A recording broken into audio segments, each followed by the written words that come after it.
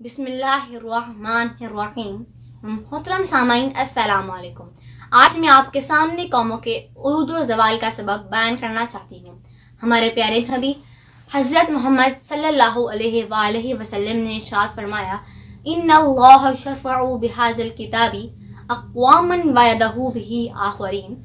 हज़रत उमर से रवायत है कि आप सल्लल्लाहु अलैहि वसल्लम ने फरमाया, अल्लाह इस किताब के ज़रिए कितनी ही कौमों को रिफ़त व बुलंदी अता करेगा और कितनों को पस्ती में गिराएगा। कुरान अल्लाह की वो किताब है जो कौमों की किस्मतों का फैसला करने के लिए नाजिल हुई।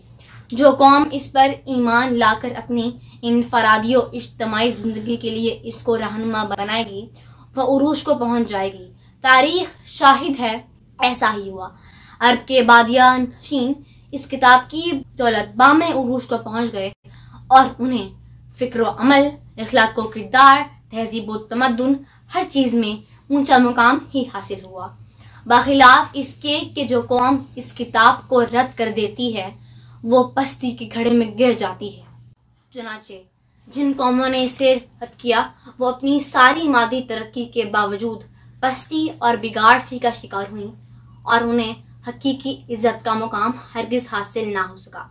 जो कौम कुरान पाक की रोशनी में चलना नहीं चाहती उसके लिए तारीकियों में भटकना और गिरावट में मुब्तला होना ही मुकद्दर है। ऐसी कौमें फिक्र अमल की दुनिया में बहुत बड़े फसाद का मौजिब बनती हैं। इल्लामा इकबाल इसी जेल में फरमाते हैं, अगर तुम्ही ख्वाही मुसलमान जीस्तन नीस्त मुमकिन जुज बकुरान जीसन। अगर तू इज्जत के साथ मुसलमान की जिंदगी सर करना चाहता है तो फिर ये अमल कुरान के बगैर मुमकिन नहीं। अल्लाह ताला हमें कुरान पाक के साथ वाबस्ता होने की तौफीक अता फरमाए। आमीन या रब्बल आलमीन।